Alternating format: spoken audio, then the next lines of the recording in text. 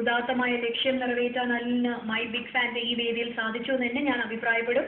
It was really a good performance. പിന്നെ ആദ്യം ആ തുടക്കത്തിൽ ആ ഒരു ഒരു പെന്നിഷ് നടത്തമൊക്കെ എനിക്ക് ഭയങ്കരമായിട്ട് ഇഷ്ടമാവുന്നുണ്ടായിരുന്നു കേട്ടോ. It was really good. എന്തായാലും നമുക്ക് ഇനി കൽപ്പന ചേച്ചിയോട് ചോദിച്ചറിയാം അല്ലേ ബാക്കിയുള്ള കമന്റ്സും വേർഡിക്സും എല്ലാം. കൽപ്പന ചേച്ചി, അനിൽ എൻ്റെ കൂടെ ഒരു പടത്തിൽ പെർഫോം ചെയ്തില്ലേ? മിസ്റ്റർ ബാല ഡയറക്ട് ചെയ്ത സഞ്ചാരി എന്നുള്ള സിനിമ അല്ലേ? അത് കഴിഞ്ഞ് ഏതെങ്കിലും ഫിലിം പെർഫോം ചെയ്തോ? എൻ്റെ 13ാമത്തെ വയസ്സിൽ തന്നെ സിനിമയിൽ അയച്ചിട്ടുണ്ട്. പടം റിലീസായിട്ടില്ല. അതെല്ലേ? മാഡം അയച്ച ജൂനിയർ മാൻഡ്രാക്ക് എന്ന സിനിമയുടെ തിരക്കഥകൃത്ത് അതും കൂടെ സാറ് ഡയറക്ട് ചെയ്ത പടമായിരുന്നു. അതിനകത്ത് നല്ലൊരു മെയിൻ ക്യാരക്ടറാണ് അവതരിപ്പിച്ചത്. പക്ഷേ സമയദോഷം കൊണ്ടാകും.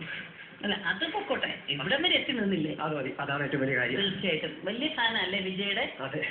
വല്ലത് പറയുമ്പോൾ തന്നെ നല്ല സങ്കടം വരുന്നു. അത്രയ്ക്കൊരു ഫാൻ. തീർച്ചയായിട്ടും കൈരളി ടി വിയിൽ കൂടെ വിജയെ കാണാൻ പറ്റും കേട്ടോ. കേട്ടോ, അതിനുള്ള ഇട വരട്ടെ വിജയ്. നല്ല പെർഫോമൻസ് വൈസ് അസലായിട്ട് അനിൽ പെർഫോം ചെയ്തിട്ടുണ്ട്. നല്ല ഡാൻസറാണ് അനിൽ. അല്ല മുമ്പേ ഡാൻസ് പഠിച്ചിട്ടുണ്ടോ? പഠിച്ചിട്ടില്ല.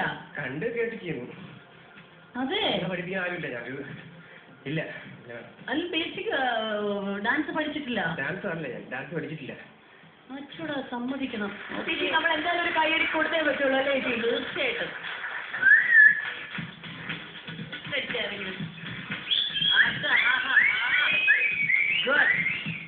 ഓക്കെ അനിൽ, നന്നായി വരട്ടെ.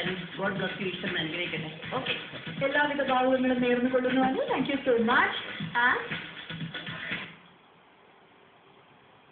இந்த கண்ணுல காதல் இல்லை, இந்த உதல்ல உண்மை இல்லை. இப்போ யாரா சொன்னாங்களா போய் சொல்லுவோம் பின்னாடி நாய்மார் வருவாங்க. ஒருத்தன் வந்து ஆசையை சொல்லிட்டேன்னா புரிஞ்சுக்க ட்ரை பண்ணுங்க. எங்களோட மனசு புரியலன்னா பரவாயில்ல, கடைசி வரைக்கும் முடியாதுன்னா மூஞ்சிலே சொல்லணும், தப்பு இல்லை.